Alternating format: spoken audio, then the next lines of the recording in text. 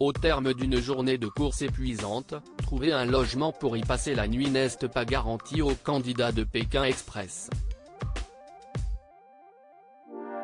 La production intervient-elle si les refus se multiplient? Nous avons la réponse.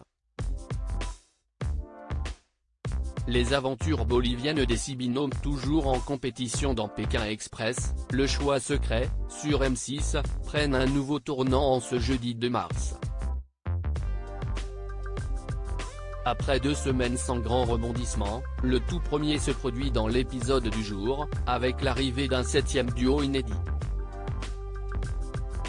Les étapes précédentes s'étant révélées éliminatoires, un peu de sang neuf permet donc de rebattre les cartes de la course dirigée par Stéphane Rothenberg. En fin de journée, il n'est pas rare de voir les candidats éreintés, mais aussi errer un certain, voire long, moment avant de trouver une habitation afin de s'y reposer.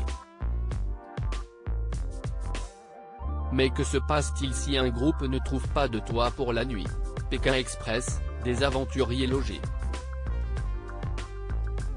Ou pas si bien souvent taper aux portes des locaux suffit, les tandems ne peuvent pas systématiquement compter sur l'hospitalité d'inconnus à l'autre bout du monde.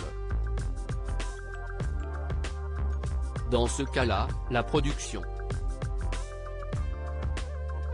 n'intervient pas. À chaque fois, ils tentent la nuit à la belle étoile, nous garantit-elle. Bien que les exemples à l'appui soient faibles, les fidèles du jeu d'aventure se souviennent peut-être de la malchance qu'ont subie Florent et Noël, demi-finalistes de la saison 14, il y a 2 ans.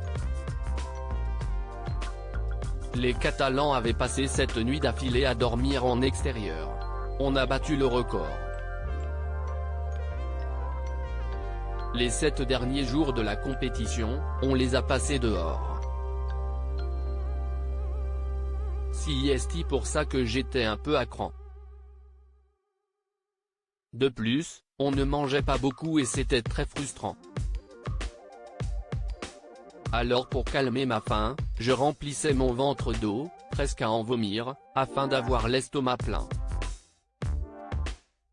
Puis, quand on avait la chance de dîner chez les locaux, on mettait une partie de la nourriture de côté pour le lendemain, nous avait confié Florent à l'époque.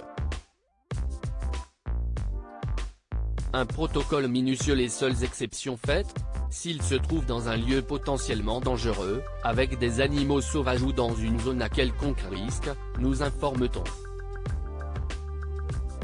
Un repérage a donc lieu quelques mois avant le début de la compétition, lors duquel la production rassemble toutes les informations nécessaires sur les pays traversés, s'intéresse à leur contexte géopolitique mais aussi aux détails concernant la sécurité locale. Des renseignements sur Internet sont recherchés, des données importantes sont recueillies auprès des habitants. À noter également que le programme étant diffusé dans d'autres États, la production française s'appuie sur ses expériences étrangères. Le responsable de la sécurité de Pékin Express travaille d'ailleurs sur certaines de ces versions. À lire aussi Pékin Express, l'astuce de la production pour localiser les candidats en temps réel.